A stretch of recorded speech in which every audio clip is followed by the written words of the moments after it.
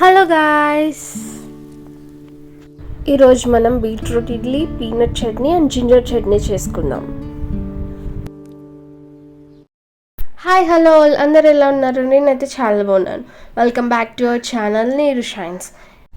Beetroot ఇడ్లీకి కావాల్సిన మిశ్రమాన్ని కలుపుకుందాం. మనం ముందుగా ఇడ్లీ బ్యాటర్ని తీసుకొని దాంట్లోనే బీట్రూట్ని చాలా మెత్తగా మిక్సీ పట్టుకొని ఈ కన్సిస్టెన్సీ వచ్చిన తర్వాత మీరు ఇడ్లీ పిండిలో మిక్స్ చేసుకోండి. ఆ తర్వాత సాల్ట్ వేసుకొని మనం యాజ్ యూజువల్గా ఇడ్లీలు ఎలా వేసుకుంటామో అలాగే వేసుకోవడమే.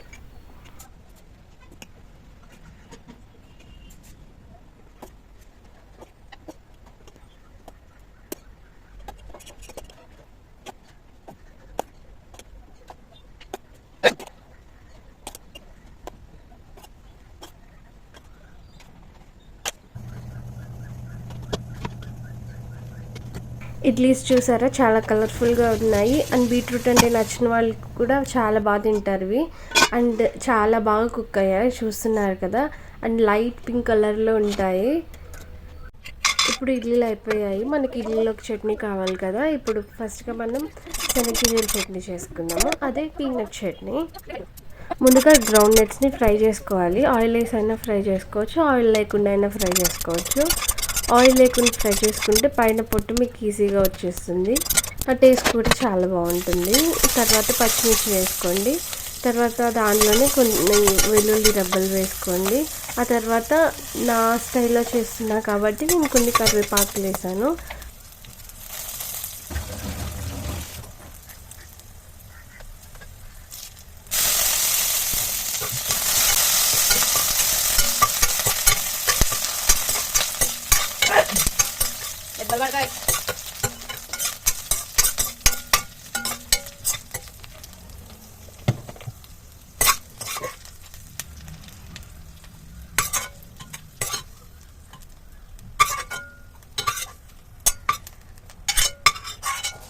ఇలాగ మీరు ఒకసారి ట్రై చేయండి. టేస్ట్ చాలా బాగుంటుంది అండ్ ఫ్లేవర్ కూడా చాలా మంచిగా ఎన్హాన్స్ అవుతుంది. అండ్ తర్వాత మొత్తం తీసుకొని మిక్సీ జార్లో వేసుకోండి. తర్వాత కొంచెం చింతపండు వేసుకొని మొత్తం మిక్సీ పట్టుకోండి.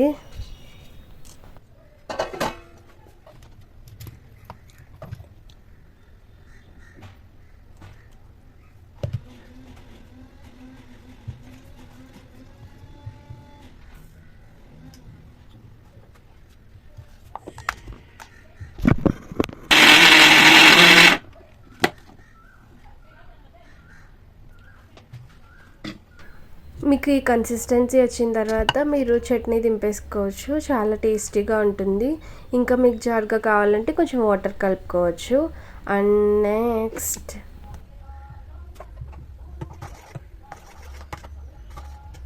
ఇప్పుడు మనం అల్లం చట్నీ చేసుకుందాము. ముందుగా ప్యాన్లో ఆయిల్ వేసుకొని తర్వాత పచ్చిమిర్చి, అల్లం వేసుకోవాలి. చిన్న చిన్న ముక్కలుగా కట్ చేసుకొని ఆ తర్వాత కొంచెం జీరా వేయాలి. అవి మొత్తం పచ్చివాసన పోయేదాకా మంచిగా ఫ్రై చేసుకోవాలి.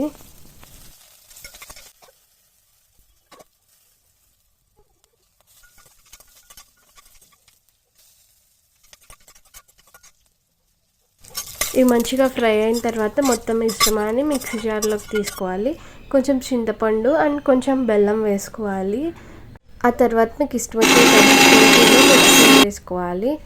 ఇప్పుడు మనం రెండు చట్నీలకి ఒకేసారి మనం తాలింపు వేసుకున్నాము. ఇందాక చిల్లీస్ ఫ్రై చేసిన ప్యాన్ ఉంది కదండి, అదే మళ్ళీ యూస్ చేస్తున్నాము. ఆయిల్ హీట్ ఎక్కిన తర్వాత ఫస్ట్ మీరు తాలింపు గింజలు వేసుకోవాలి. అవి మంచిగా ఫ్రై అయిన తర్వాత వెల్లుల్లిపాయలు వేసుకోండి. తర్వాత ఎండుమిర్చి అండ్ కరివేపాకు ఇవన్నీ మంచిగా ఫ్రై చేసుకుంటే మీకు తాలింపు రెడీ అయిపోతుంది. నెక్స్ట్ మనం ఈ తాలింపుని తీసుకొని మనం చట్నీస్లో వేసుకుందాం.